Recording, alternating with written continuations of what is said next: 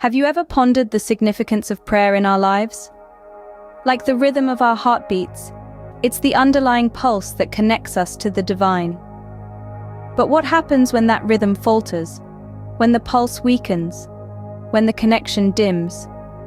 Today, we delve into the journey of a man named Elijah, whose life presents a vivid illustration of the dangers of prayerlessness. Elijah, a man of faith, once found himself in a spiritual desert, a place where prayers seemed empty and his connection to the divine felt distant. He had stopped praying, and as days turned into weeks, he found himself standing on the edge of a precipice, teetering between faith and doubt. Without prayer, Elijah's spiritual armor began to weaken. It was as if an invisible force was slowly chipping away at his faith, his hope, his joy. The once vibrant man of God was now a shadow of his former self, lost in the wilderness of his own making. The Bible tells us, "Be sober, be vigilant, because your adversary the devil, as a roaring lion, walks about, seeking whom he may devour." Unbeknownst to Elijah, his prayerlessness had made him an easy target for such spiritual attacks. One night, as he lay sleeping, he experienced a terrifying dream.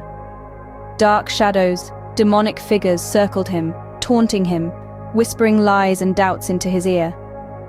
He woke up in a cold sweat, his heart pounding, the echoes of their words still ringing in his ears. Elijah was living the dangers of prayerlessness.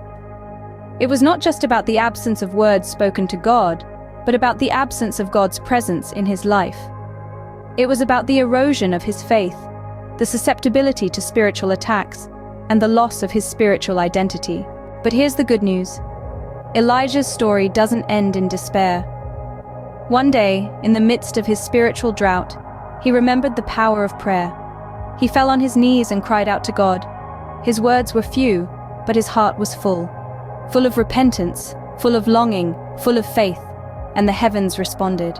Elijah's story serves as a powerful reminder of the importance of prayer in our lives. It's not just about asking for our needs or expressing our gratitude.